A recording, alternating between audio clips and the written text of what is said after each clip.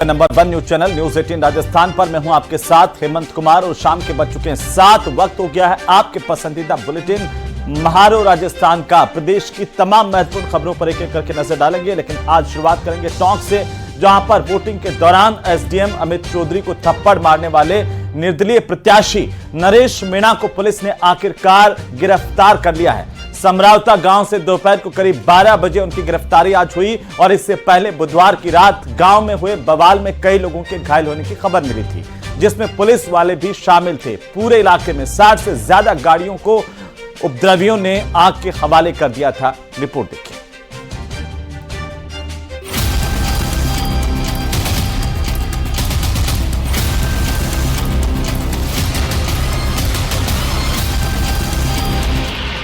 हंगामे और बवाल के बाद थप्पड़बाज गिरफ्तार।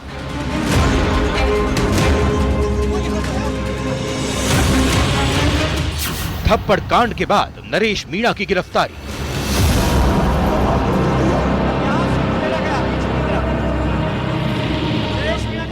समरावता गांव में समर्थकों ने काटा बवाल।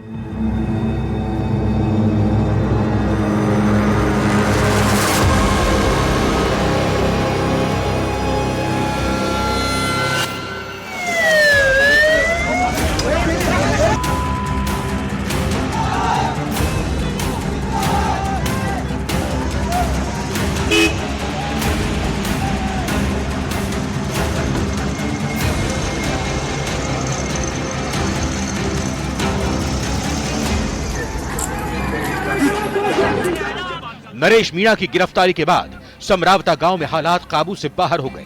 समर्थक आपा खोने लगे, जगह जगह आगजनी की गई। पुलिस नरेश मीणा को लेकर ना जा सके, इसके लिए पुलिस के रास्ते रोक दिए गए।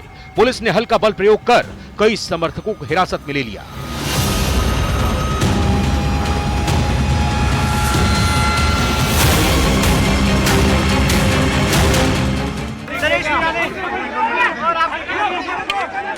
नरेश मीणा को अरेस्ट कर लिया गया। अब वज्रवान में बैठा लिया गया। पुलिस यहां से लेकर जा रही है।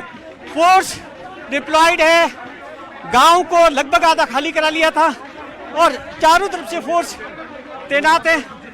और यहां इस वक्त नरेश मीणा को अरेस्ट कर लिया गया। वो नरेश मीणा जिसने एसडीएम अमित चौधरी को थप्पड़ मारी थी, और नरेश मीणा ने कुछ देर पहले न्यूज 18 इंडिया से कहा था उस थप्पड़ को भी जायज ठहराने की कोशिश कर रहे थे।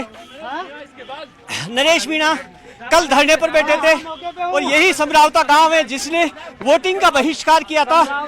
समरावता गांव की समस्या ये है कि इनको ये दूसरी तहसील में रहना चाहते हैं।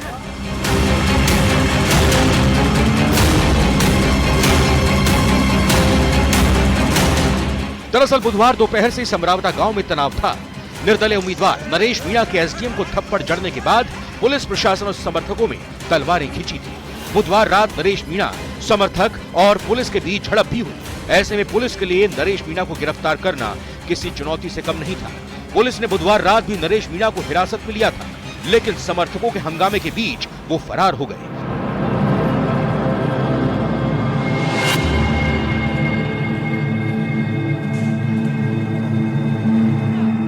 वहीं गुरुवार सुबह करीब 9:30 बजे नरेश मीणा अचानक समरावता गांव पहुंचे और पुलिस पर मारपीट के आरोप लगाए। ऐसे में एक बार फिर भारी पुलिस बल समरावता गांव पहुंचा और मामले में आरोपी लोगों को सरेंडर करने की अपील की। अब तो यह देखिए कि अब फोर्स वहां से गांव जो समर्थक थे, समर्थन में आए थे, उनको भगाने के बाद में फोर्स, अब एक फोर्स का जो एक टुकड़ी है वो गांव से बाहर निकल रही है, लेकिन अलग अलग रास्ते जो चौक कर रखे हैं वहां पर अलग अलग जगह पर फोर्स का डिप्लॉयमेंट है और वो समर्थकों को भगाने की कोशिश कर रही है जो नरेश मीणा की गिरफ्तारी के विरोध में आए हैं। टोंक के एसपी भारी पुलिस फोर्स के साथ नरेश मीणा को गिरफ्तार करने उसी गांव में पहुंचे थे जहां मीणा अपने समर्थकों के साथ धरने पर बैठे थे। हालांकि इस बीच नरेश मीणा सरेंडर करने से मना करते रहे। वो कह रहे थे कि जब तक उनकी शर्त नहीं मानी जाती तब तक वो सरेंडर नहीं करेंगे। काफी देर तक पुलिस हालात काबू करने की कोशिश करती रही, लेकिन आखिर में नरेश मीणा को गिरफ्तार कर लिया गया। उन्हें गाड़ी में बैठाकर पुलिस ले जाने लगी, लेकिन समर्थकों ने एक बार फिर हिंसक रूप अख्तियार कर लिया।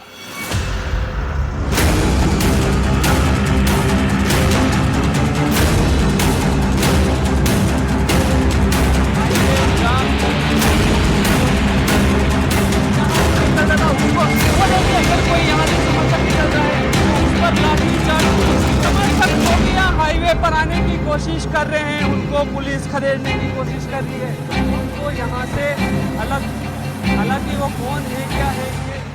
बहरहाल एसडीएम थप्पड़ कांड के बाद हंगामा भरपूर है। अब देखने वाली बात यह होगी कि हंगामे का असर राजनीति में किस तरह से देखने को मिलता है। टोंक से दौलत पारीक की रिपोर्ट।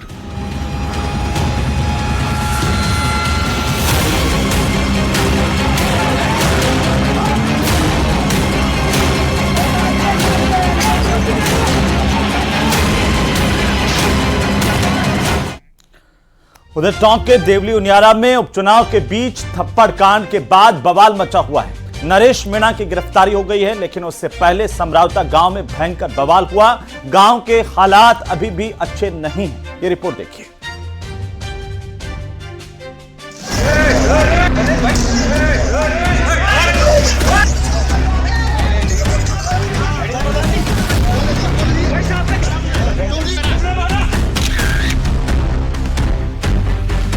ये आगजनी, ये तहस नहस, मोटरसाइकिल, ये किसने और क्यों किया? ये सब कुछ पुलिस ने किया है। थप्पड़ कांड के बाद बवाल।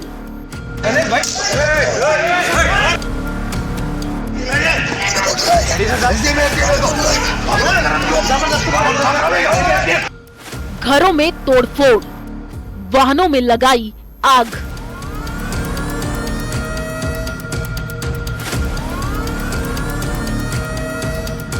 सौ से ज्यादा मोटरसाइकिल और करीब 2 पुलिस के वाहन थे और उसके साथ ही साथ कई कार जीपे को आग के हवाले कर दिया गया। देर रात तक ये आगजनी और यहाँ पर मौके पर इस तरह की आगजनी होती रही। जले हुए वाहन और घरों के टूटे हुए कांच बयां कर रहे हैं कि समरावत गांव में हालात अच्छे नहीं हैं। आगजनी और पत्थरबाजी के बीच पुलिस से जाब्ता लगा है। अब तक कई लोगों की गिरफ्तारी हो चुकी है। टोंक के समरावता गांव में कल तक जहां उपचुनाव की गहमा गहमी थी, नरेश मीणा के एक थप्पड़ कांड ने यहां की तस्वीर बदरंग कर दी।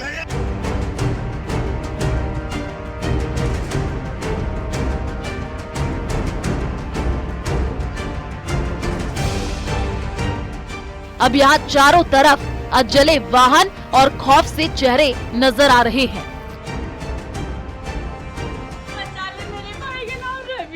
क्या कहाँ है भाई? पता नहीं, मिल रहा है नहीं। कितने साल का है वो? 20 साल का हो गया समथिंग, लेकिन उसका कोई कसूर नहीं, वो सिर्फ देखने आया था। हम रात भर के परेशान है, हमारे कोई भी नहीं है, घर नहीं, हम ढूंढ रहे हैं उसको। रात भर समरावता गांव में हंगामा होता रहा। पुलिस ने नरेश मीणा के समर्थकों को समझाने की कोशिश की, लेकिन जब कोई फायदा नहीं हुआ तो लाठीचार्ज किया गया। आंसू गैस के गोले भी छोड़े गए, लेकिन इस बीच में उनके समर्थक नरेश मीणा को पुलिस हिरासत से बाहर निकालने में कामयाब हो गए। मौके पर पुलिस और आरएएफ तैनात है। मामले में सीएम ने डीजीपी से फोन पर जानकारी ली। 60 से ज्यादा लोग हिरासत में लिए गए हैं। अब आपको बताते हैं कि कैसे उपचुनाव के बीच समरावता गांव के हालात बेकाबू हो गए। देवली उनियारा में क्या हुआ था?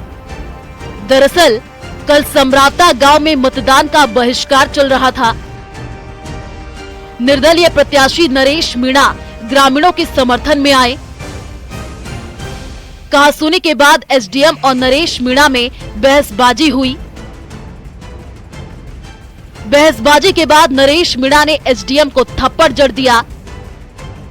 थप्पड़ कांड के बाद पुलिस बल के साथ एसपी मौके पर पहुंचे।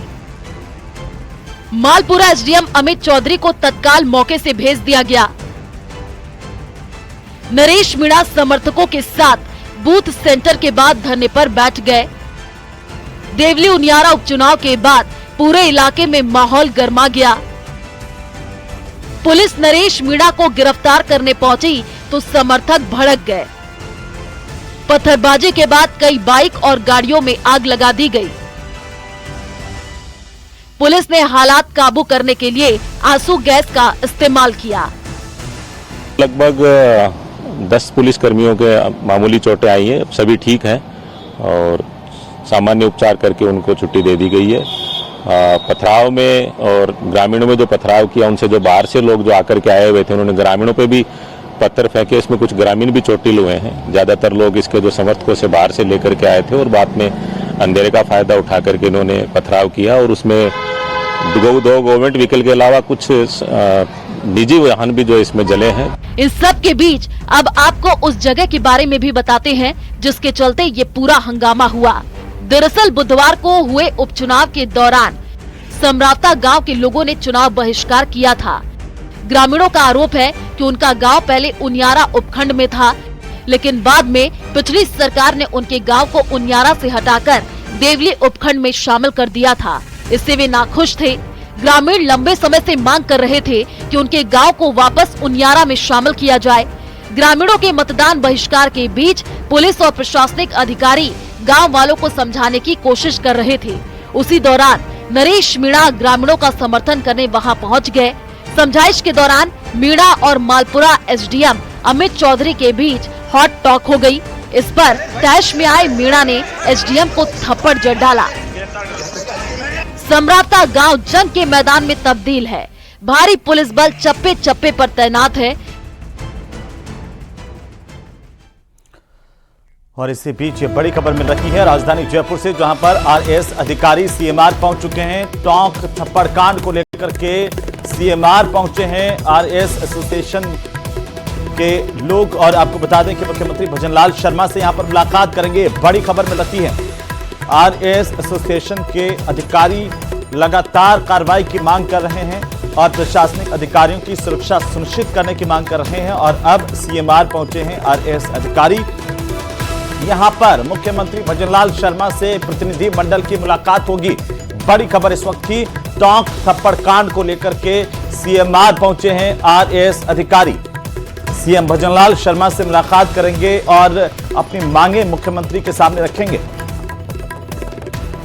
ये बड़ी जानकारी, टोंक में बवाल के बाद से ही लगातार आरएएस अधिकारी आक्रोशित हैं और इस पूरे मामले को लेकर कड़ी से कड़ी कार्रवाई की मांग कर रहे हैं। ज्यादा जानकारी के साथ हमारे सहयोगी सौरभ गृहस्थी फोन लाइन पर जुड़ चुके हैं। सौरभ, आरएएस अधिकारी सीएमआर पहुंचे हैं, क्या मांग है और अभी क्या अपडेट आपके पास है? जी बिल्कुल, सभी आरएएस अधिकारी जो है वो सीएमआर पहुंच चुके हैं और कुछ देर बाद जब मुख्यमंत्री सीएमआर पहुंचेंगे उसके बाद मुलाकात जो है वो करेंगे।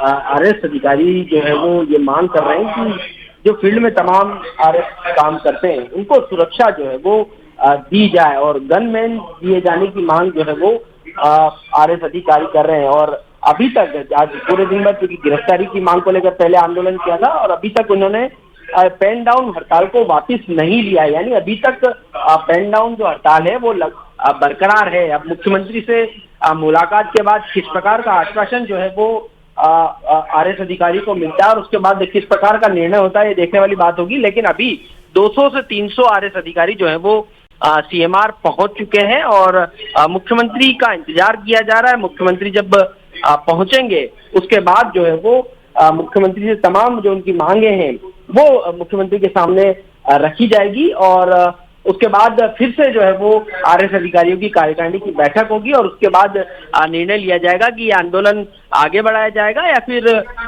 इनको अगर आश्वासन मिल जाता है तो स्थगित भी किया जा सकता है। तो अभी फिलहाल मुख्यमंत्री का इंतजार जो है वो तमाम आरएएस अधिकारी कर रहे हैं। जी बिल्कुल, नजर बनाए रखिए सौरभ, हम आपसे अपडेट लेते रहेंगे। बहरहाल बहुत शुक्रिया तमाम जानकारी के लिए, हमारे साथ जुड़ने के लिए।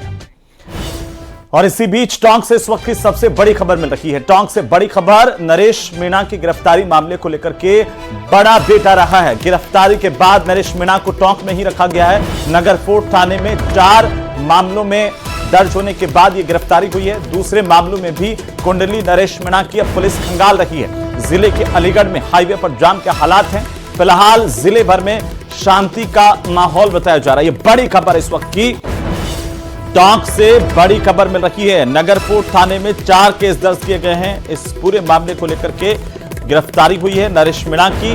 नरेश मीणा को टोंक में ही फिलहाल रखा गया गिरफ्तारी के बाद में, लेकिन बाकी जगहों पर लगातार प्रदर्शन भी हुए और दूसरे मामलों को लेकर के भी अब नरेश मीणा की कुंडली को खंगालने का काम पुलिस कर रही है, क्योंकि पहले भी कई मामले पुलिस को लेकर के पुलिस के पास दर्ज हैं नरेश मीणा को लेकर के और उन पर भी अब क्या कार्रवाई होगी। ज्यादा जानकारी के साथ हमारे सहयोगी दौलत पारिक हमारे साथ सीधे जुड़ रहे हैं। सीधे हम दौलत का रुख करेंगे। दौलत, क्या अपडेट है आपके पास, क्या जानकारी है इस वक्त, क्योंकि नरेश मीणा की गिरफ्तारी हो गई और उसके बाद लगातार प्रदर्शन भी हमने देखे।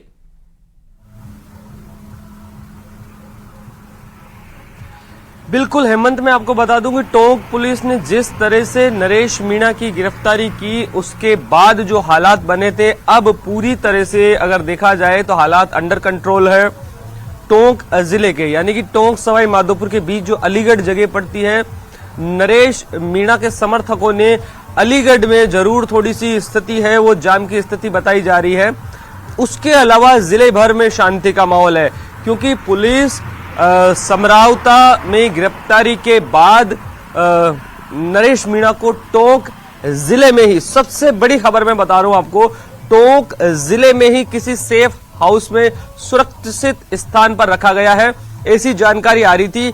संभवतः उसको अजमेर रखा गया होगा, कारण कि जयपुर में उसकी अच्छी खासी पहचान है लोगों की, ऐसे में स्थितियां बिगड़ सकती है।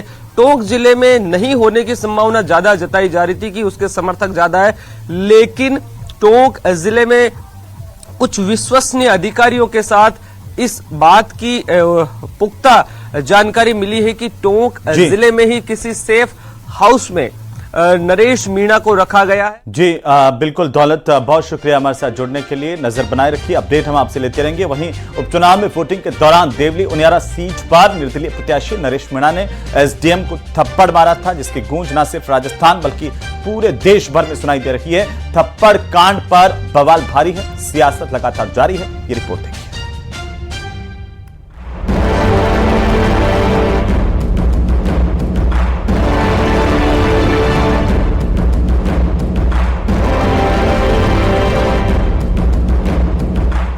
थप्पड़ कांड पर सियासत में उबाल। थप्पड़ लगाए कोई व्यक्ति, ये स्थिति बनी क्यों?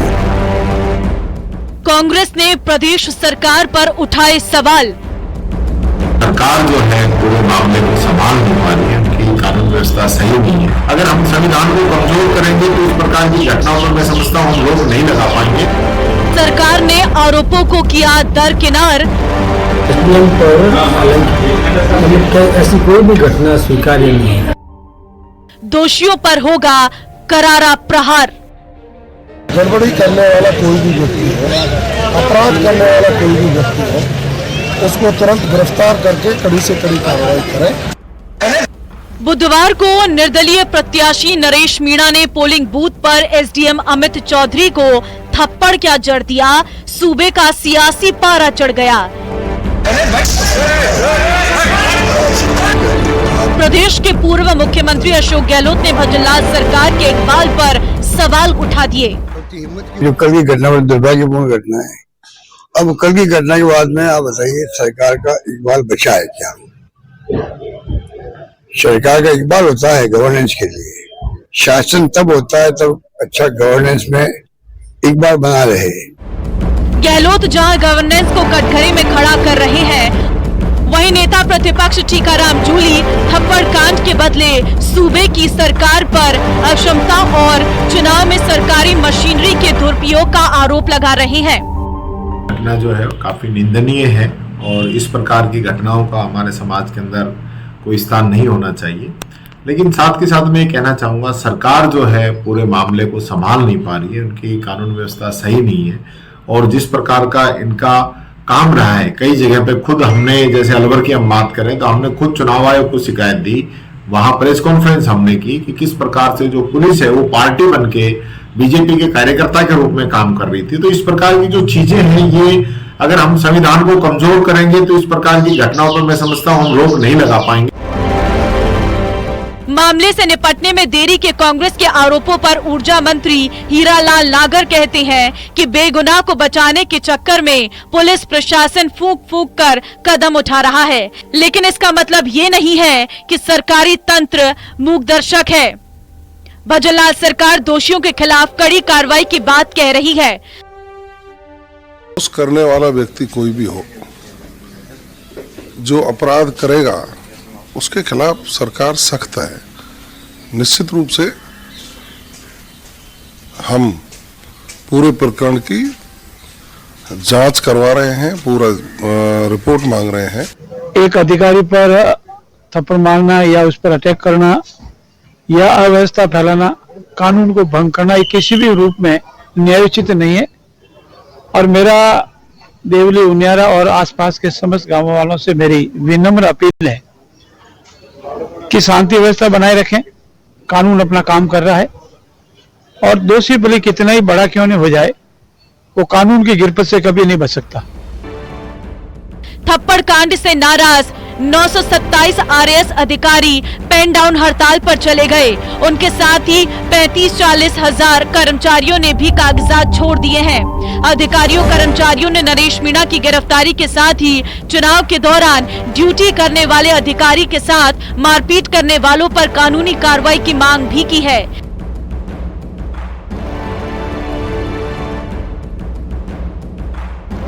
Bureau report, news 18 Rajasthan.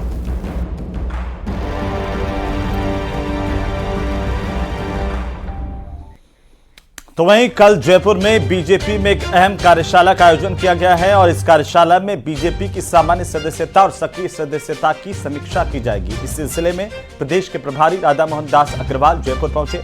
उन्होंने देवली उनियारा उपचुनाव के दौरान बवाल को लेकर के बयान दिया। कहा कि आचार संहिता के दौरान सभी काम चुनाव आयोग के अंतर्गत आते हैं। कोई भी चुनाव आयोग से ऊपर नहीं है, वो अपना काम करेगा। मंत्रिमंडल विस्तार को लेकर के उन्होंने कहा कि अच्छा काम किया है तो जिम्मेदारी बढ़ेगी। साथ ही राधा मोहन दास अग्रवाल ने उपचुनाव में 7 सीटें जीतने का भी दावा किया।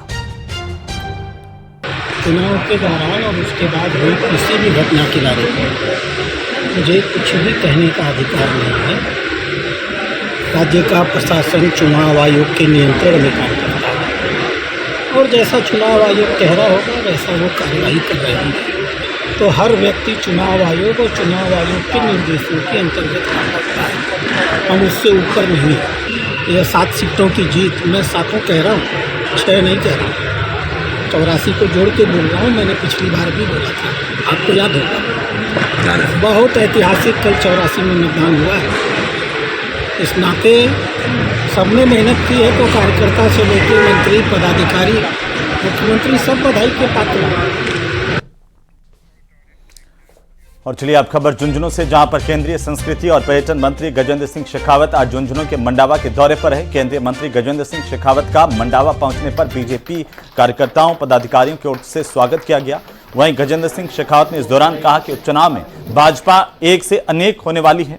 7 सीटों में से 1 सीट बीजेपी की थी, जबकि 4 पर कांग्रेस और 1 बीएपी तथा 1 पर आरएलपी के पास ये सीटें थी। उपचुनाव में भाजपा नया इतिहास रचेगी और बीजेपी की सीटों की संख्या में वृद्धि होगी। इस चुनाव में एक से अनेक होने वाली है, क्योंकि जो 7 उपचुनाव जिन सीटों पर हो रहा है उनमें केवल भारतीय जनता पार्टी की 1 सीट पे शेष 4 सीटों पर कांग्रेस और 2 सीट आरएलपी और बीएपी की थी।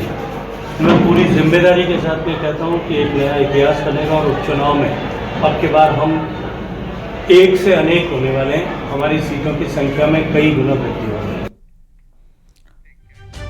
तो वहीं श्री राम कथा का आयोजन किया गया। श्री राम कथा के आयोजन को लेकर के मुख्यमंत्री भजनलाल शर्मा भी इसमें शामिल हुए। सीएम ने जगत गुरु रामभद्राचार्य का आशीर्वाद लिया।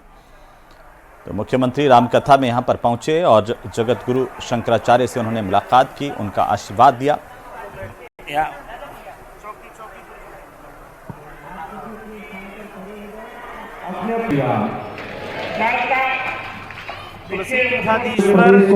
गुरुदेव भगवान की हम सभी लोग एक बार गुरुदेव के श्री चरणों में अपने करतल ध्वनि का तीव्र स्वर हम सब पहुंचा पाए उनके चरणों पर।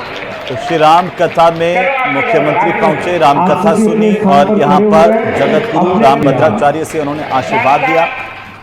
प्रदेश को माला माल करने वाली माला है। एक बार तालियों के साथ हम सभी लोग जगत गुरु रामभद्राचार्य ने भी मुख्यमंत्री के यहाँ पर पहुंचने पर उन्हें अपना आशीर्वाद दिया, स्नेह दिया और साथ ही उनका अभिनंदन भी किया। आप सभी अपने स्थान पर खड़े हो जाएं। और दौसा से खबर, जहां पर कांग्रेस के प्रत्याशी दीनदयाल बैरवा ने मतदान के दौरान फर्जी पोलिंग के आरोप लगाए हैं। उन्होंने रिटर्निंग अधिकारी मूलचंद थुनिया को ज्ञापन दिया है और इस ज्ञापन के जरिए 19 मतदान केंद्रों की एक लिस्ट सौंपी है। कांग्रेस के प्रत्याशी के साथ पहुंचे प्रतिनिधि मंडल ने शिकायत की कि मंत्री डॉक्टर किरोड़ीलाल मीणा, उनकी पत्नी गोलमा देवी, लालसोट विधायक रामविलास मीणा, महुआ विधायक राजेंद्र मीणा और जमवा रामगढ़ के विधायक महेंद्रपाल मीणा द्वारा दौसा के शहरी और ग्रामीण इलाकों में काफी सारे बूथों पर फर्जी मतदान करवाया। कांग्रेस प्रत्याशी ने 19 मतदान केंद्रों में पुनर्मतदान की मांग की है। फर्जी मतदान किया है। किरोड़ीलाल जी, गोलमा जी, इनके भतीजे राजेंद्र जी, लालसोट विधायक रामविलास जी, जम्मू रामगढ़ विधायक महेंद्रपाल जी, इन चारों पांचों ने मिलकर करीबन 1000 से 2000 की संख्या में हर बूथ पर करीबन 20 से 30 बूथ ऐसे हैं जिन पर 50 की संख्या में, 100 की संख्या में दल बल के साथ इन्होंने 4 से और 6 के बीच में। तो खबरें अभी और भी हैं, लेकिन फिलहाल वक्त तो चला एक छोटे से ब्रेक का। जल्द लौटेंगे, आप देखते रहिए न्यूज़ 18 राजस्थान।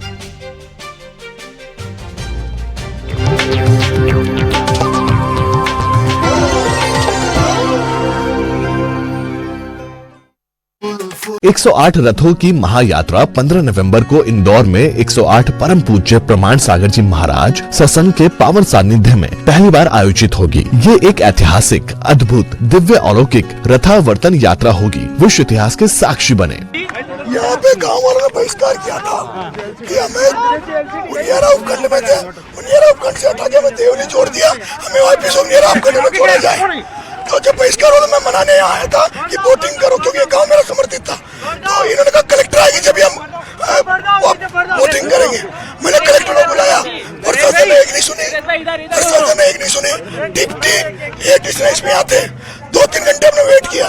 उसके बाद जो एसडीएम था उसने एक आंगनबाड़ी महिला से, एक उसके पति अपंग था और एक टीचर था, उनसे गाली गलौज करते हुए जबरदस्ती उनका वोट डलवाया। वोट जब डलवाया उस समय पूरा गाँव उत्तेजित हुआ, मैं गुस्से में था, मैंने एसडीएम के थप्पड़ चढ़ा। ये बात सही है। थप्पड़ चढ़ने के बाद मामला शांत हुआ। हम लोग नरेश जी ये तो मानते हैं कि आपने मारा था? बिल्कुल माना था। मैंने मारा था। क्यों मारा था? इसलिए मारा था, उस एसडीएम ने जो कन्हैयालाल चौधरी का एजेंट था, बीजेपी का एजेंट था, जो एसडीएम मालपुरा लगा हुआ कन्हैयालाल के एरिया में, उसको यहाँ आरोप बनाया था। वो यहाँ पूरे एरिया में मुझे हराने के लिए पूरा प्रयास कर रहा था। उसने फर्जी वोटिंग। बड़ा अपडेट सामने आ रहा है। सीएमआर में मुख्यमंत्री से मुलाकात आरएएस अधिकारियों की नहीं हुई। सीएमआर से अब आरएएस के अधिकारी लौट रहे हैं। कल सुबह 9 बजे मुलाकात का समय सीएम से मिला है। वहीं आरएएस अधिकारियों की हड़ताल अभी जारी रहेगी, ये एसोसिएशन की ओर से साफ किया गया है। ये बड़ी खबर, एक्सक्लूसिव तस्वीरें सबसे पहले, सबसे तेज न्यूज़ 18 राजस्थान पर इस वक्त की है सबसे बड़ी अपडेट। सीएमआर से अब मुख्यमंत्री से मुलाकात नहीं होने के चलते आरएएस एसोसिएशन के पदाधिकारी और आरएएस अधिकारी लौट रहे हैं। कल सुबह मुख्यमंत्री से मुलाकात का समय मिला है आरएएस अधिकारियों को। इसके बाद कल सुबह मुलाकात होगी, लेकिन अभी हड़ताल को लेकर के ये बड़ी अपडेट है कि हड़ताल अभी जारी रहेगी। ये आरएएस अधिकारियों की तरफ से कहना है कि जब तक सीएम से उनकी बात नहीं हो जाती, उन्हें कोई ठोस आश्वासन नहीं मिलता, तब तक उनका कार्य बहिष्कार, उनकी हड़ताल जारी रहेगी। और इसी बीच एक्सक्लूसिव तस्वीरें आपकी टीवी स्क्रीन पर न्यूज़ 18 राजस्थान पर सबसे पहले, सबसे तेज।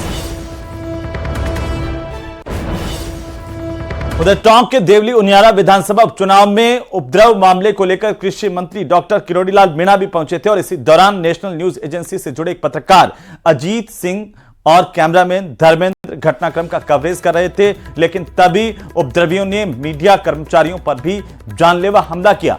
हमले में अजीत सिंह और कैमरामैन धर्मेंद्र पूरी तरह घायल हुए हैं। उपद्रवी इस पर रुके नहीं, यहां पर भी, बल्कि कैमरा तोड़ करके आग के हवाले कर दिया। मौके पर मौजूद डॉक्टर किरोड़ीलाल मीणा ने जैसे तैसे दोनों को बचाया। घायल हालत में इन पत्रकारों को सवाई माधोपुर अस्पताल पहुंचाया गया है। वहीं पर प्राथमिक उपचार के बाद इन्हें जयपुर रेफर किया गया। तो उपद्रवियों ने यहां पर न केवल आसपास उपद्रव मचाया, बल्कि जर्नलिस्ट के साथ भी मारपीट की, उनके कैमरे तोड़ दिए। मैं और मेरा कैमरामैन धर्मेंद्र दोनों अलीगढ़ गांव था, वहाँ पे जाम लगा हुआ था, ट्रेलर खड़ा करके और लोग जाम करके खड़े थे। हम लोग वहाँ गए, हमारा लाइव भी ऑन था उस टाइम क्योंकि जाम लगा हुआ था और सामने किरोड़ी लाल मीणा बोल रहे थे, लोगों को संबोधित कर रहे थे। अचानक भीड़ एग्रेसिव हो गई और वो शायद डॉक्टर साहब की बात भी उन्होंने नहीं मानी, वो जो समझा रहे थे वो भी समझने को तैयार नहीं थी और वो फिर हमारी तरफ घूम गए। मैं थोड़ा सा पीछे हुआ, मेरे कैमरामैन को उन्होंने घेर लिया, बुरी तरह उसको मारा, तो मैं भी उसको बचाने गया पीछे, तो उन लोगों ने मेरे को भी नीचे गिरा के मारा क्योंकि 200-300 लोग थे वहाँ पे। कवरेज पे थे, अलीगढ़ मोड़ के पास बहुत सारी भीड़ थी, लाइव कनेक्टेड था, फ्रेम दे रखा था। अचानक से कुछ लोग चिल्लाने लगे कि कैमरा बंद करो। तो वहीं जयपुर पहुंचे बागेश्वर धाम के पीठाधीश्वर धीरेन्द्र कृष्ण शास्त्री ने बड़ा बयान दिया। धीरेन्द्र कृष्ण शास्त्री ने न्यूज 18 से बातचीत करते हुए कहा कि हिंदुओं जात पात खत्म करके एक होना होगा। अगर मुसलमानों की आबादी 50% से ज्यादा हो जाएगी तो हिंदू मंदिर मस्जिद बन जाएंगे। धीरेन्द्र कृष्ण शास्त्री ने यह भी कहा कि खासकर हिंदुओं को जनसंख्या पर ध्यान देना चाहिए, हिंदुओं को एक होना होगा और छुआछूत को जड़ से खत्म करना होगा। इसके लिए वे खुद भी जल्द एक पैदल यात्रा करेंगे। क्या कुछ कहा, सुनिए। भी वर्तमान की जो पिछली स्थिति हुई, जो बाबर ने किया, हुमायूं ने किया, ये सब विचित्र विचित्र चीजें की, ये उन्होंने यही तो किया है। हिंदू मंदिरों को तोड़ करके वहां मस्जिदों का निर्माण किया। राम मंदिर उसका जीता जागता प्रमाण है। देखिए, सनातन परंपरा को बचाने के लिए हिंदुओं की अपनी संख्या पर ध्यान देना चाहिए, जनसंख्या पर, और हिंदुओं को एक होना पड़ेगा। जात पात की करो विदाई, हम सब हिंदू भाई भाई। आपने कहा है कि हिंदू बटेंगे तो कटेंगे। आप पैदल यात्रा के ऊपर भी देश भ्रमण के लिए आप निकल रहे हैं। हम पद यात्रा कर रहे हैं छुआछूत ऊंच नीच को मिटाने के लिए 21 नवंबर से 29 नवंबर तक।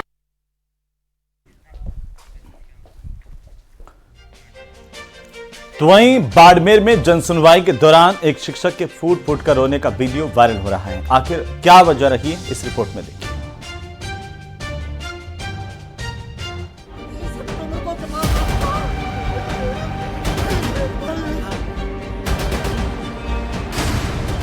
जब हक मांगने पर दुत्कार और आश्वासन के बदले फटकार मिलने लगे तो अच्छे अच्छों का सब्र जवाब दे जाता है। जब गुहार नक्कार खाने में तूती की आवाज साबित होने लगे तब सीने में उमड़ रहा विषाद का पवंडर इसी तरह बाहर आता है, जैसा आप अपनी टीवी स्क्रीन पर देख रहे हैं।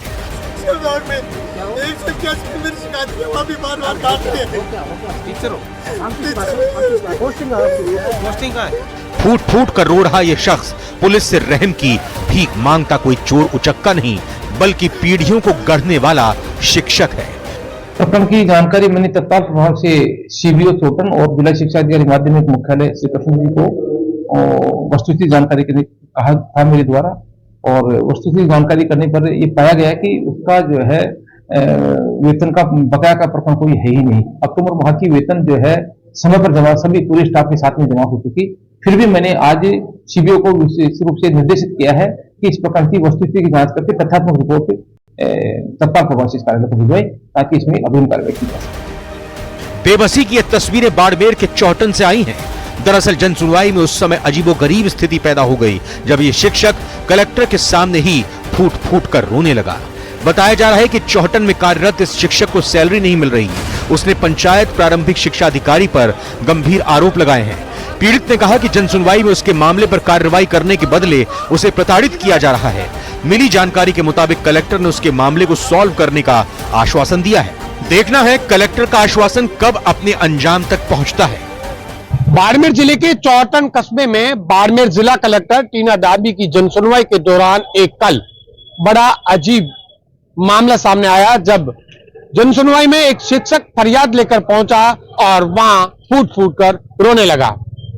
जब उसे कर्मचारी बाहर लेकर गए तो उसने बताया कि पीईओ द्वारा उसे प्रताड़ित किया जा रहा है, उसकी तनख्वाह नहीं बनाई जा रही है। इसी को लेकर के वह फरियाद लेकर पहुंचा था, लेकिन उसकी सुनवाई नहीं होने पर वह फूट फूट कर रोने लगा।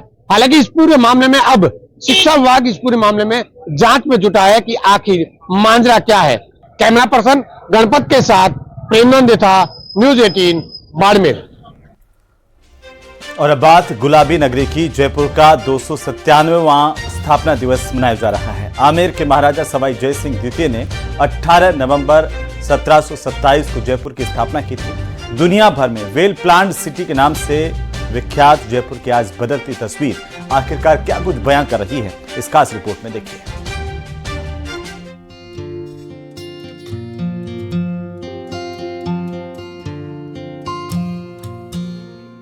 गुलाबी नगरी अपनी कला और संस्कृति के साथ साथ इसकी वास्तुकला के लिए भी जानी जाती है। जी हाँ, आज जयपुर अपना 297वां जन्म दिवस मना रहा है और ऐसे में न्यूज़ 18 आपके लिए खास रिपोर्ट लेकर आया है कि आखिर जब इस शहर की बसावट की गई थी तब इसका रंग रूप क्या था और आज इस शहर का कैसे विस्तार हो रहा है, कैसे चुनौतियां बढ़ती हुई नजर आ रही है। जी हाँ, राजधानी की बात करें तो बढ़ती आबादी के साथ साथ यहाँ पे टूरिज्म भी लगातार बढ़ रहा है। एक और तस्वीर हम आपको आज जयपुर यानी कि राजधानी गुलाबी नगरी की इस खास रिपोर्ट के जरिए दिखाएंगे। देखिए खास रिपोर्ट। दुनिया भर में पिंक सिटी गुलाबी नगरी, भारत का पेरिस समेत कई नामों से पहचाने जाने वाले बेहद गौरवशाली इतिहास वाला जयपुर अपना 297वां स्थापना दिवस मना रहा है। ये शहर अपनी कला और संस्कृति के साथ साथ अपनी खूबसूरती के लिए जाना जाता है, जिसे देखने के लिए 7 समंदर पार से पर्यटक आते हैं। इस शहर के 3 स्थानों को यूनेस्को वर्ल्ड हेरिटेज साइट का दर्जा मिला हुआ है। इनमें जयपुर की ओल्ड सिटी, आमेर फोर्ट और जंतर मंतर शामिल हैं। इस गुलाबी शहर को बड़े ही सुनियोजित तरीके से महाराजा सवाई जयसिंह द्वितीय ने बसाया था। बसावट के लिए आर्किटेक्ट विद्याधर भट्ट को नियुक्त किया गया था, जिसके कारण आज भी जयपुर की 4 दीवारी पर बने परकोटा विश्व धरोहर में शुमार है। साथ ही देश में पहली बार शहर का निर्माण वास्तुशास्त्र के अनुसार किया गया था, जिसमें 9 के अंक को ज्यादा महत्व दिया गया। महाराज का मानना था कि 9 अंक नवग्रह के प्रतीक होते हैं। देखिए, जयपुर एक बहुत ही सुव्यवस्थित तरीके से बसाया गया था। जयपुर की जो संकल्पना है और इसका स्थापत्य है वो संसार में सबसे अनोखा माना गया है। मध्यकालीन भारत के जितने भी नगर हैं उसमें जयपुर की शिल्प, जयपुर का स्थापत्य, जयपुर की संरचना सबसे श्रेष्ठ मानी गई है। जयपुर शहर को बसाते समय महाराजा सवाई जयसिंह द्वितीय ने हर एक छोटी से लेकर बड़ी समस्या पर ध्यान दिया था, जिसके कारण स्थापना के समय 9 मील में बसा शहर लगातार आगे बढ़ रहा है। शहर का विस्तार कई किलोमीटर दूर तक फैल चुका है और अब लगभग आबादी 70 लाख के पार जा चुकी है। अभी भी इसके विस्तार की संभावनाएं बेशुमार बनी हुई हैं। महानगरों की दौड़ में बढ़ा कदम। टूरिज्म की दृष्टि से अहम शहर। हवा महल, जंतर मंतर, आमेर महल आकर्षण का केंद्र। निवेशकों की पहली पसंद बना शहर। एजुकेशन, मेडिकल सेक्टर में लगातार इजाफा। आईटी सेक्टर को प्रमोट कर रही सरकार। जनता के लिए जल की सुविधा भी उन्होंने दी थी, साथ साथ जल निकास, वर्षा होने पर जल निकास आदि सारे स्थानों के लिए उन्होंने समुचित व्यवस्था की थी। लेकिन बदलते समय के साथ शहर के विस्तार होने से चुनौतियां भी बढ़ रही हैं। जिस वास्तुकला के आधार पर शहर को बसाया गया था, आज वो कहीं दिखाई नहीं दे रही हैं। बढ़ती ट्रैफिक व्यवस्था से शहर खो रहा सुंदरता। प्रदूषण बढ़ने से इमारतें अपना असली स्वरूप खो रही।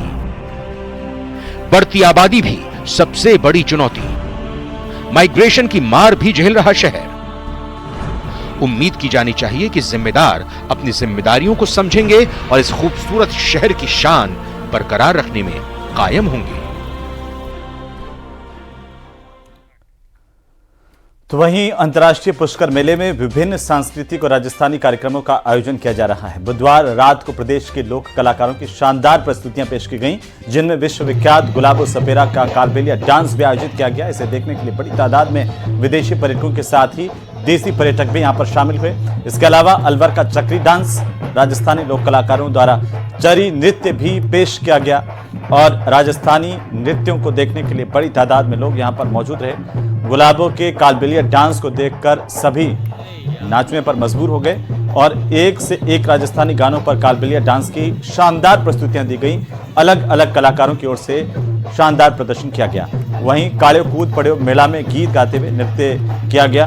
आयोजन स्थलों पर बड़ी तादाद में लोग खुशी के मारे झूम उठे। ताली बजा करके गुलाबों का जोरदार अभिनंदन भी किया गया।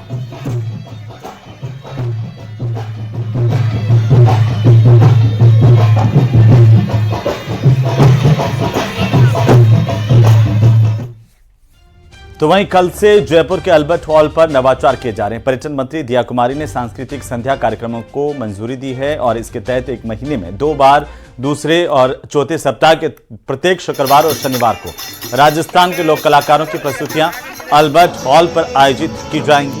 15 नवंबर यानी कि प्रदेश के कल ब्रज अंचल की प्रस्तुतियां होंगी। शनिवार को बाड़मेर के लंगा मांगणियार कलाकार अपनी गायन वादन की भव्य प्रस्तुतियां यहां पर देंगे। तो जयपुर में आने वाले जितने भी पर्यटक हैं उनको शाम के टाइम पे उनके लिए कोई भी ऐसी इंटरेक्टिव या ऐसी कोई एक्टिविटी नहीं थी जिससे कि वो लोग एंगेज हो सकें, यहाँ के कल्चर को जान सकें, यहाँ के फोक म्यूज़िक को का लुत्फ़ ले सकें। तो इसके लिए माननीय उप मुख्यमंत्री महोदय के निर्देश से और सेक्रेटरी सर के निर्देश से ये प्रोग्राम तय किया गया है जो कि फोर्टनाइटली होगा और हर महीने में 2 बार फ्राइडे और सैटरडे को ये प्रोग्राम अल्बर्ट हॉल पे हम शुरू कर रहे हैं। तो जयपुर से खबर, जहां पर rising Rajasthan global investment summit 2024 के तहत प्रदेश के चिकित्सा और स्वास्थ्य विभाग की ओर से हेल्थ प्री समिट का आयोजन किया गया। प्री समिट का आयोजन राइजिंग राजस्थान के तहत invest in health innovate for holistic future theme पर किया गया। इस दौरान चिकित्सा क्षेत्र के उद्यमियों और इन्वेस्टर्स ने चिकित्सा विभाग के साथ तकरीबन 25,000 करोड़ के MOU साइन किए हैं। मुख्यमंत्री भजनलाल शर्मा ने इसे संबोधित करते हुए कहा कि हमें देश दुनिया से अब तक 18 लाख करोड़ से ज्यादा के निवेश के प्रस्ताव मिल चुके हैं। राज निवेश पोर्टल पर भी 300 कंपनियां 57,000 करोड़ का निवेश का प्रस्ताव दे चुकी हैं। इससे प्रदेश में कुल 6 लाख लोगों को रोजगार मिलेगा। हम अभी तक इस समिट के लिए 18 लाख करोड़ रुपए से अधिक के MOU हस्ताक्षर कर चुके हैं। यह प्रसन्नता की बात है कि स्वास्थ्य क्षेत्र में निवेश के प्रति निवेशकों ने काफी रुचि दिखाई है। और मैं इसलिए कह सकता हूं कि जहां भी हम गए हैं वहां हमने देखा है, और किसी क्षेत्र में नहीं, लेकिन स्वास्थ्य के क्षेत्र में सभी उन कंट्रियों से मांग मिली और वो आने के लिए भी तैयार हैं। तो चलिए इसी के साथ ही मारो राजस्थान में फिलहाल इतना ही। छोटे से ब्रेक के उस पार हम आपको दिखाएंगे प्रदेश की सबसे बड़ी डिबेट, आर्ट की फाइट। नमस्कार।